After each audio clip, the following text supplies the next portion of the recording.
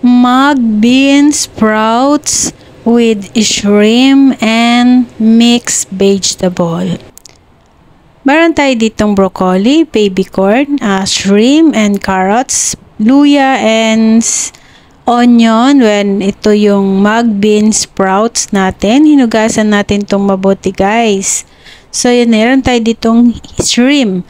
So yun, kinat ko yung ulo, ayan, and then pakuluan ko yung ulo na yan guys. So yan, binalatan ko yung shrimp, yung ulo, pinakuluan ko yan guys, para makuha ko yung lasa, at yan yung isa sa gagawin nating soup. Ito guys, siniwa ko ng ganyan, tinanggal ko tong itim ng sa hipon na yan, and then hinugasan natin at nilagyan natin ng asin. Make sure na malinis po ito guys. Ayan ga, nilagyan ko na ng asin, and then para to ay may lasa. Ayan. So, ito na po yung ating pinakulo ang ulo ng hipon. Nakuha ko na po yung sabaw niya, yung soup. Ayan, sinala na po natin. So, ito yung malinis na mga ingredients natin na gagamitin. So, start na po tayo magluto. Ayan. So, yan.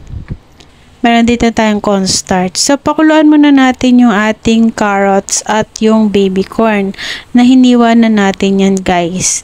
And then, after po nung medyo malambot na yung carrot at baby corn, add natin yung ating broccoli.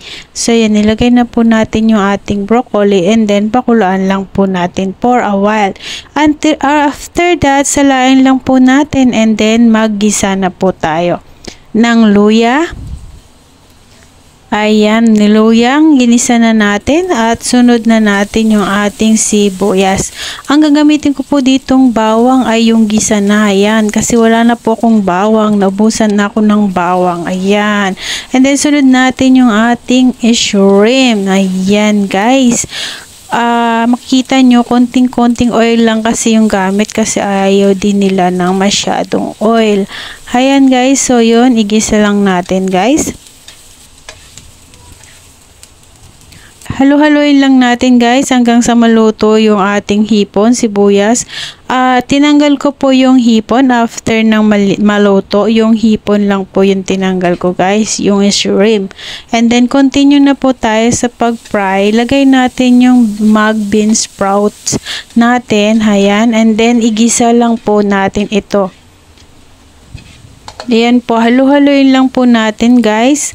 At makikita natin na maluluto na ito. Doon lagay natin yung sabaw ng hipon. Ito po yung hipon na pinakuluan ko na ulo. And then nagdagdag lang ako ng konting water at saka po natin takpan. Ayan po guys, na malambot na yung ating toge. Yan, toge sa Tagalog. And then add na natin yung ating malambot na mga gulay at yung hipon. Ayan guys, na nilagay na natin yung kompleto na po, at lagyan natin ng oyster sauce at liquid nor at saka po asukal. So yun, haluin lang po natin hanggang sa mix na po yung ating sauce, at mag-a-add po tayo dito ng pampalapot ng sabaw, yung cornstarch. Ayan guys, yung sauce nya.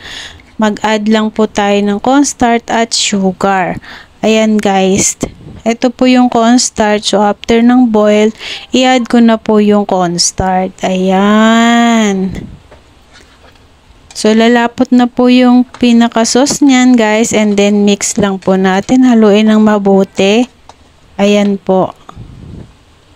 Haluin lang natin mabuti, guys. And then, that's it. Luto na po ang ating mung bean sprouts with shrimp and mixed vegetable. Ginisang toge na may hipon at hinahalong gulay. Ayan, broccoli, baby corn, at carrots. Thanks for watching. I hope you like this video. Please give me thumbs up, like, share, and comment down below.